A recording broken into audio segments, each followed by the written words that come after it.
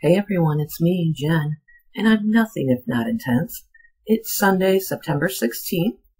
Spotlight, LV's $60 billion a year tourism industry. We're going to chat about that a little bit and maybe connect some dots on why this event of October 1st is a major cover-up. I found this article from this journalist, and it's written for Seaborn World, April 2016. And the acronym Seaborn is for Chemical, Biological, Radiological, Nuclear, and High-Yield Explosives. Basically, the hazmat team. Las Vegas Fire and Rescue has that hazmat team. So this journalist goes on to say, there's more to Las Vegas than it wants you to see. The city extols its virtue as a brash, joyous, and thrilling oasis, finding its pride and economic success in vices other cities try to hide. Vegas, unlike anywhere else in the country, embodies the jokes, cliches, and preconceptions about America that many in the world secretly still hope are true. It is unusual for a U.S. city to prosper through the celebration of its visitors' sins. But beyond the fake Venetian canals, fake boobs, and really fake Carrot Top, there is the Las Vegas that's grounded in the harsh reality of a post-9/11 America. It is not just a mecca for the soon-to-be married and somewhere for British royalty to expose themselves in public, but a thriving metropolitan center that has added 650,000 residents since 2001, when it was initially acknowledged to be one of the U.S. cities most likely to face a major terrorist attack. A recent analysis conducted by global risk firm Verisk Maplecroft examined 1,300 urban centers over the last 6 years in order to consider trends in terroristic tactics and the frequency of attacks. While the findings did not place a single U.S. city in the extreme risk category, Las Vegas ranked 184, much higher than New York at 369. Las Vegas may not be a key economic generator for the U.S. as a whole, but it is one of the country's iconic tourism centers, making an estimated annual impact of $240 billion and generating $38 billion in taxes every year. An effective seaborne release, major hazmat contamination has the potential to cause casualties among citizens from around the world. Although no immediate terror threat against Las Vegas has been discovered, both ISIS and Al-Qaeda internet publications have specifically encouraged attacks against it. So he goes on to say, he talks about how Senator Heller has written letters to the Department of Homeland Security expressing his disappointment in the city's characteristics not being taken into full account. Obviously, with the Strip being counted as one high-value target versus 35 separate hotels. They have tons of visitors, they have conventions, they have the last presidential debate, the final one was held there. So they do have some big events. And he says, of all the nicknames used for Las Vegas, my favorite is the city that air conditioning built. So that's basically the title of the article. But what I found super interesting was he hangs out with William Grass from Las Vegas Fire and Rescue for part of the day. They talk, I think they actually ride around. So William talks about the relationships with the other, like Henderson and North Las Vegas, because they're all so closely put together that obviously they have to work together, because not every small little place has a hazmat team or armor and things like that. So what I found compelling was, the journalist says, as Grass drove me back to my casino hotel, it became clear just how unusual Vegas is. Much of the city is strikingly everyday American, although much of it serves to support the pillar of one of the most atypical industries in existence, entertainment. Las Vegas is a catch-22 for all of us, Grass mused. We don't want to shout from the rooftops that an attack is likely here, because we want tourists to come and feel safe. But if we don't make the risk known, then we run the further risk of losing out on critical funding. And then Grass goes on to say, the Las Vegas Fire Rescue, Seaborne Hazmat teams cruise the streets of Las Vegas in style. Their mobile units are enormous, bright red with gold lettering and a pair of dice rolling the lucky number 7. When called to a casino, however, they prefer to use the side entrance. Using the main entrance is bad for business, Grass said, smiling. Conspicuously inconspicuous. Vegas, baby. I think that says a ton about the climate in Las Vegas and how they want to keep anything that happens on the down low. And so it shows a picture of the hazmat team, conspicuously inconspicuous. Las Vegas Fire and Rescue have to strike the right balance between scaring and reassuring. That's quoted from, again, Mr. Grass. So it's a great little article. It's a great little read. So I will definitely put a link in the description. So that got me thinking about Senator Heller and Dina Titus and all these representatives from Nevada that have been writing to the Department of Homeland Security literally for years. I found one as far back as 2013 from Dina Titus, I believe, expressing their concern about how their risk is evaluated regarding their threat for terrorism. So there is letter after letter after letter from Senator Heller. I found one from 2014 from the American Gaming Association to the Nevada, basically the Nevada delegation, asking them to go to the Department of Homeland Security. I still have it up.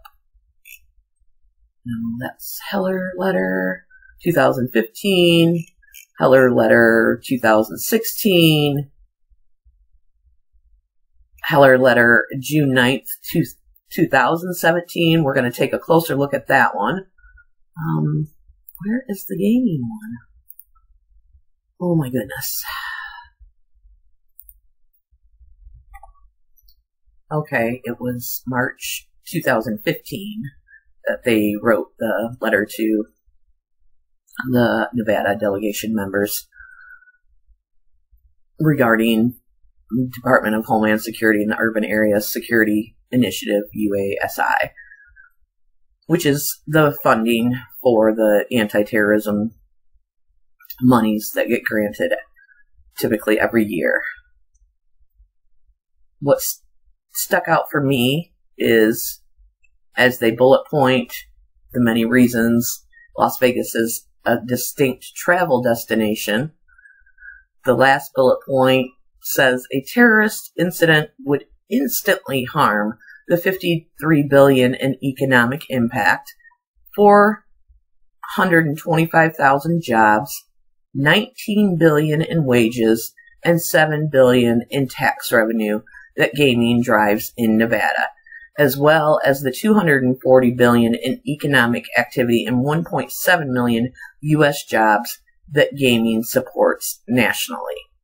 So, to me, that's a pretty strong statement, that a terrorist incident would instantly harm.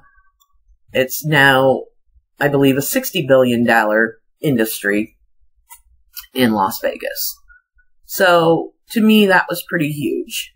To me, that says that is a cause for a cover-up, for the part of the cover-up from the complex, coordinated terrorist attack that my research has shown me, in my opinion, took place October 1st, 2017 in Las Vegas. And if you've seen the interview with Scott Nichols, who is the vice president of the Las Vegas Police Protective Association, Tom Zebra's asking him some questions. He's a YouTuber.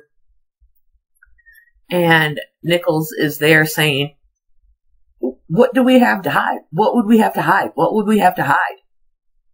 Right there's what you would have to hide, buddy. One thing anyway.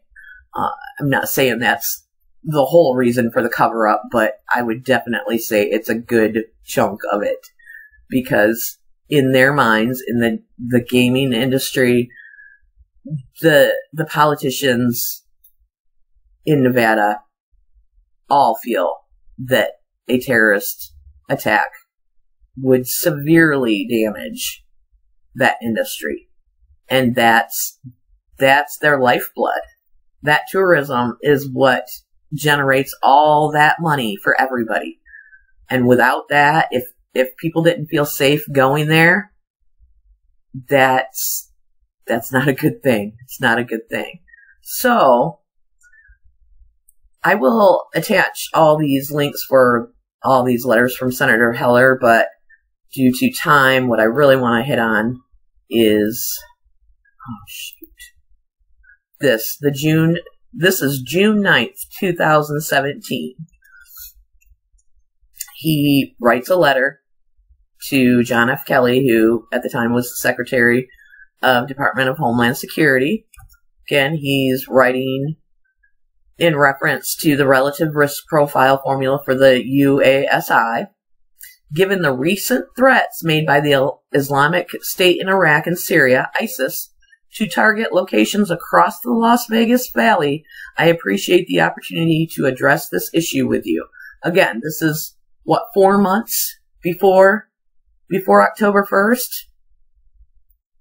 So he goes through, and the letters are pretty much the same. I mean, there's some differences, but what caught my eye on this one, obviously, well, and it does say, and he says this in every letter, that 43 million visitors last year, accounting for an economic impact of $60 billion. In fact, the Las Vegas Convention and Visitors Authority, LVCVA, found that Southern Nevada is among one of the most tourism-dependent economies in the U.S. So keep that in mind. If a terror attack were to occur in Las Vegas, Nevada's tourism market would be devastated beyond repair, further impacting the local and state economy significantly. I respectfully ask that your department adequately consider this impact when determining rankings for the risk profile. So, Senator Heller is saying if a terror attack were to occur in Las Vegas, Nevada's tourism market would be devastated beyond repair. That's also a very strong statement. So, I believe, because I have immersed myself in this stuff, that it was a terrorist attack. Now, who the terrorists were, I don't claim to know that. Who orchestrated it, I don't know. All I know is it was definitely a very well thought out, planned, complex, coordinated terrorist attack on the Las Vegas Strip. So, what they chose to do, and they chose to do it pretty early on, was put out there that lone shooter story, the narrative, and do anything in their power to dispel the rumors about multiple shooters. So, effectively, what they did was lie to the world and did not give people the choice to make an informed decision on whether they want to visit Las Vegas or not. They cannot make an educated decision on a potential trip to Las Vegas because everyone is being lied to. And it is specifically to protect the tourism industry. I see it plain as day. And I have done a lot of research in the meeting minutes for all these work groups that they have for all this funding and what projects are going to be the priorities and what language they need to use when speaking, so they think that FEMA will look at it as a good project. There is just tons and tons and tons and tons and tons of information out there that I have found. And it's really labor intensive to go through all of it, but I'll be releasing more and more and more. Let's take a look at once they did. Now, for years and years and years, everybody in Nevada has been asking for this formula to be looked at to determine the money, the federal funding that Las Vegas receives. All of a sudden, in 2018, finally, for the year 2000, federal fiscal year 2018, they did do some work to it. They did make some changes. Now, DHS will now consider visitor and special event data in its risk assessment, in the SEER assessment. Also, they have created a new soft target index as part of its risk assessment. It's comprised of 2 new data elements that Heller has repeatedly urged the agency to take into consideration when determining funding levels. So they did make some changes. And as a result of those changes, Las Vegas's MSA, Metropolitan Statistical Area ranking, went from number 22 in 2017 up to number 17 in 2018. So that was quite a jump. Now, in some meeting minutes, when they're explaining this to, I think it was Nevada Homeland Security Commission, the state commission that has Joseph Lombardo on there, Tom Lozick from the MGM, the Lieutenant Governor, Aaron Rouse, Sean, I cannot pronounce his last name, but I believe that he works at the Fusion Center. So there's some names, quite a few names that you recognize on that commission. They're explaining it, but they say, now, just because we went up in ranking, that doesn't mean our threat level went up. Well, it's directly related to threat level, that ranking. Now, maybe with this new formula change, it better reflects the threat level, which is obviously higher than what anybody thought outside of Las Vegas people and Nevada delegates. So it's just crazy that they're so, so happy about getting all this more money, but yet they still won't admit that there's an increased level of threat. It's just like they want their cake and eat it too, just like the MGM with these disgusting lawsuits that they're doing, suing the victims and then trying to enact the Safety Act, which for them to even have any leg to stand on, that now has to be considered a terrorist attack. But for 9-10 months, oh no, nope, one shooter, no ties to any radicalized groups, any domestic, foreign, nothing, no, just some crazy lone wolf shooter. But now all of a sudden, no, now wait a minute. Joseph Lombardo when he releases the final report. Now, I would call this a terrorist attack. Now, did he conveniently do that to try to back up and bolster MGM's claim to get these lawsuits into federal court, which, again, MGM is claiming that, it'll be so much better for the victims and bullshit. The reason they're doing that is because it benefits them. Because guess who they worry about first? Not the victims themselves. That's who they're concerned with. So they can expound and say all the bullshit they want. I'm not buying that bag of shit either. Because they are not doing that in the best interest of the victims. Not whatsoever. That is in their best interest. That serves them. It does not serve the victims. They wouldn't do it otherwise. If it wasn't something that was going to serve them, they're not going to do it. So Heller, and I find this somewhat interesting too. So last week, Heller announced that Las Vegas was awarded $5 million, an increase of $2.13 million from last year through the UASI program. Senator has been asking DHS to reconfigure its formula to direct more funds to Las Vegas. He wrote a letter in January 2016. He wrote in June 2017. He wrote in 2015.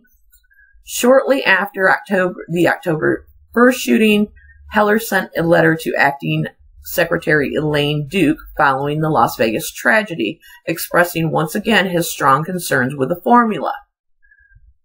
Now, do you think I can find that letter anywhere? I cannot find that letter.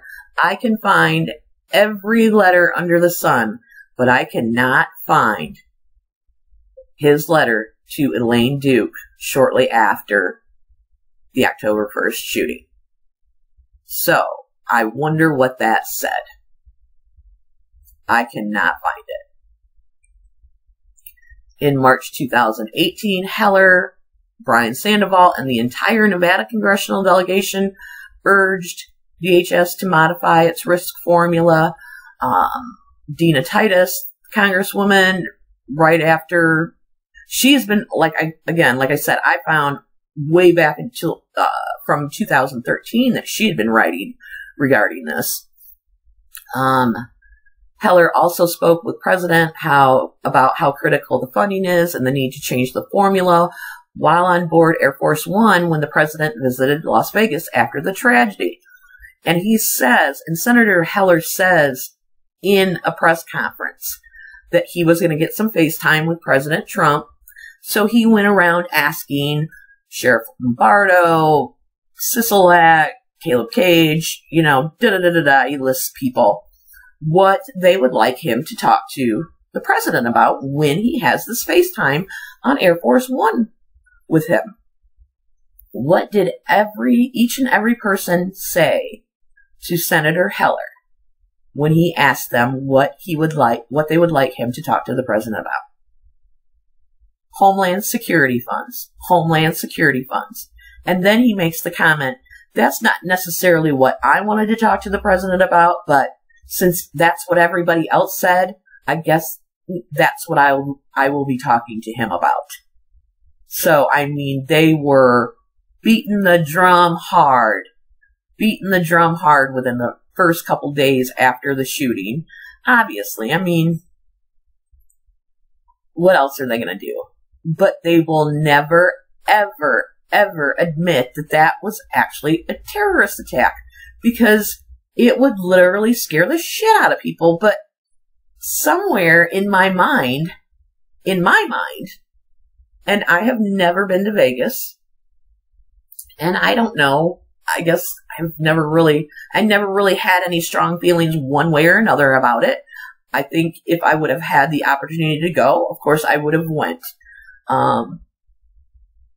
But in my mind, I think people enjoy Las Vegas, what Las Vegas brings to them as a vacation, as a time to let loose, the gambling, all the things associated with Las Vegas.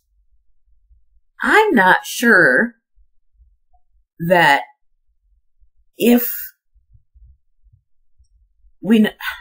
that terrorist attack was actually, they were honest about it, I'm not sure if it would have, I mean, yes, it definitely would have affected the tourism industry and the economy, but I don't think it would have been devastating in the way that they make it sound. I don't know. That's just my opinion. I think people want to go there and partake in everything that there is to do there. And they're still going to do that, no matter what. It would have had an effect, but I don't believe it would have been that devastating effect that they talk about. However, we won't ever know that because, again, they have lied to the whole world about this, so nobody can make an informed, educated decision on whether they want to visit Las Vegas or not. Because to the people that have booked trips that are going, it was one active shooter, crazy lone wolf guy, and that was it. And what are the chances of that happening again? So it's just another horrible, horrible part to this whole thing. It just really, really bothers me. And here is the meeting minutes from June 18th, 2018 from the Nevada Commission on Homeland Security. So let's just take a look at some of the commission members. Governor Brian Sandoval, Sheriff Joseph Lombardo, Chuck Allen, I'm not sure who he is, Gregory Castle, Las Vegas, or Clark County Fire Chief, Lisa Mitch, I don't know who they are, Mark Hutchinson, I believe is the Lieutenant Governor, Tom Losich is the MGM security, head of security, I believe. He definitely works for MGM. Aaron Rouse, we all know who Aaron is. The Sean Raymeyer, I believe, is the Fusion Center dude. Caleb Cage, Caleb Cage, he's something too in Clark County Fire, I believe. But what I found just kind of strange in these meeting minutes was they were talking about the increase in funding for 2008. Chief Cage said Nevada received a slight increase in state funding and a larger increase in urban area funding. Deputy Chief Steinbeck, Clark County Fire Department, provided an overview of the process leading to the funding recommendation of 21 projects addressing sustainment and capability gaps within the urban area. Excuse me. Additional emphasis was placed on the significant movement in the Metropolitan Statistical Area ranking received for 2018, moving the Las Vegas urban area from a ranking of 22 to 17. This upward movement may have may have contributed to the increase in UASI funding in 2018 to combat terrorism in Clark County. Yes, I'm sure it did. Adjustments in the risk formula and increased special event assessment rating this year for several large events also are a contributing factor in the upward movement. Such an increase is in no small part due to governor's efforts and that of the Nevada delegation. The updated MSA ranking is not indicative of an increased threat, just a factor in more accurate measurements than in years past.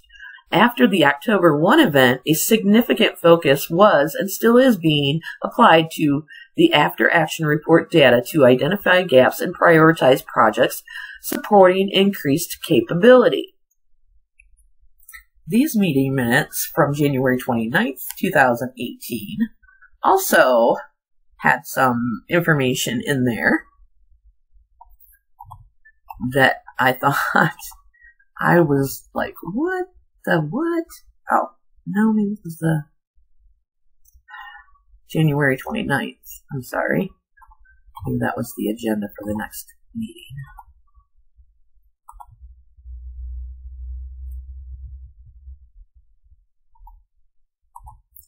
Wait a second. Okay. So, if we go back up here, presentation by the Homeland Security Working Group co-chairs on recommendations for improving emergency management and Homeland Security in Nevada.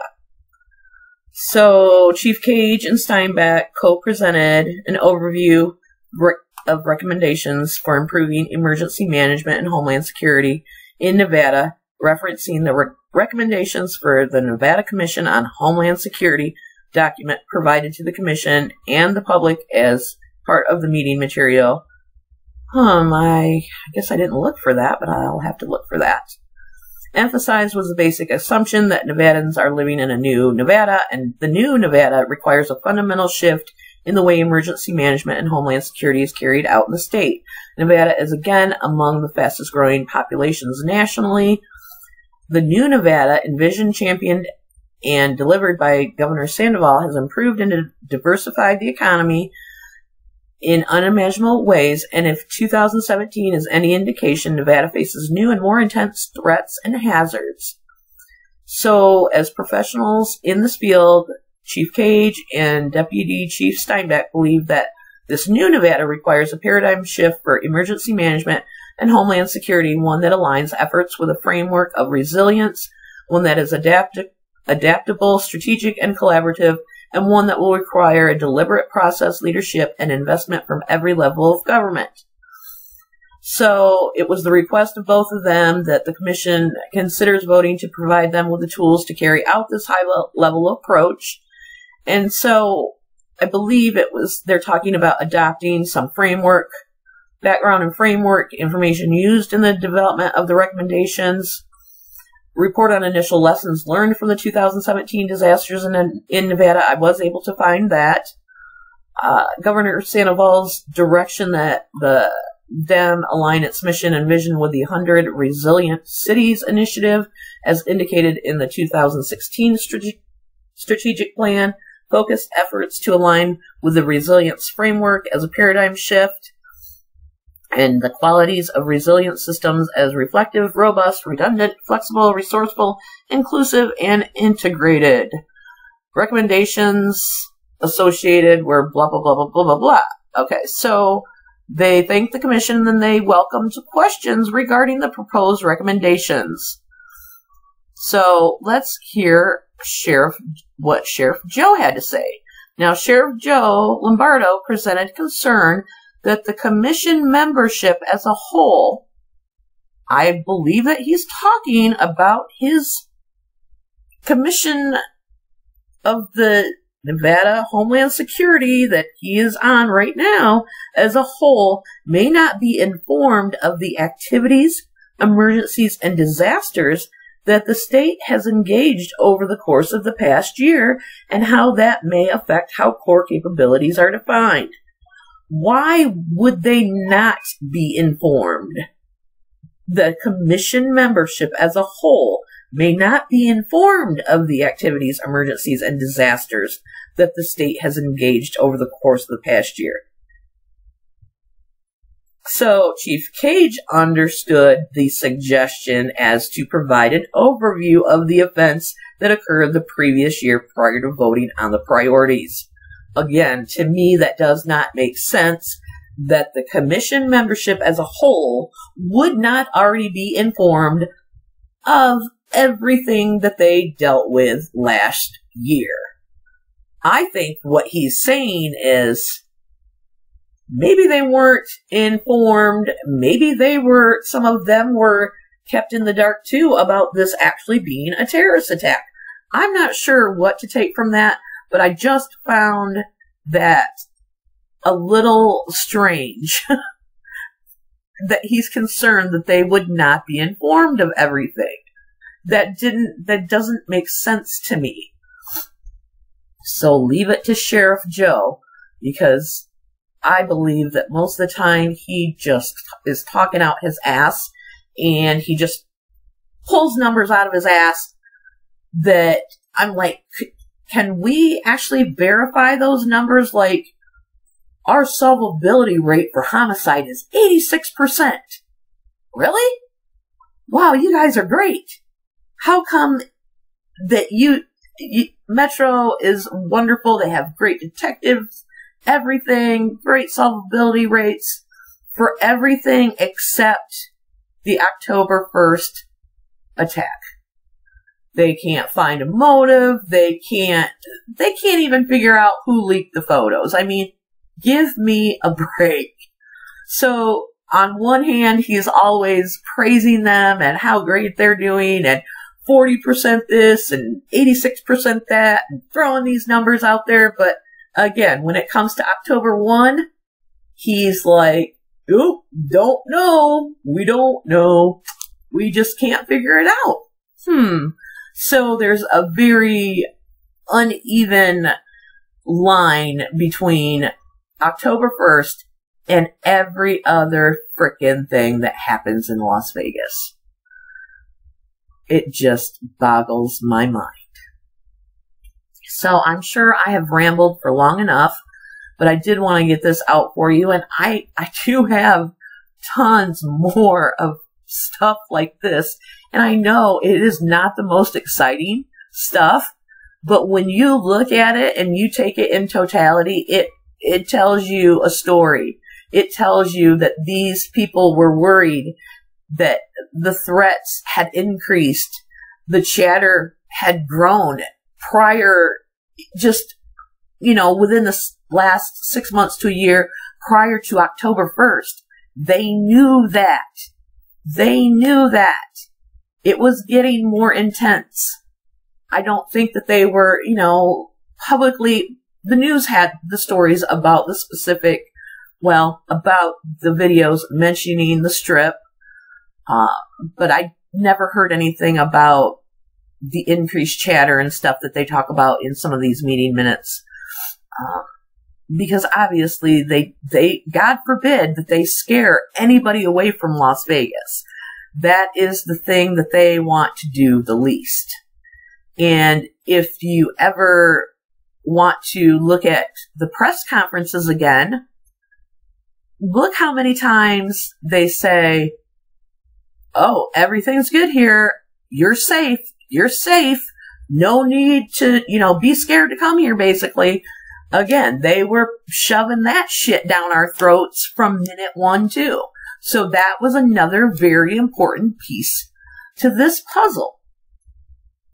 Anyway, I'm going to try to wash my car real quick, and I would really like to be on the live stream tonight. I can't remember what it's called right now. Oh my God, Truth Bomb. So I really want to check that out. So I guess I will leave you with this for now, and I apologize if I rambled, but this stuff, I could go on and on and on. So anyway, thanks for watching, and I'll talk to you soon, and hopefully some of you tonight. Take care, everybody.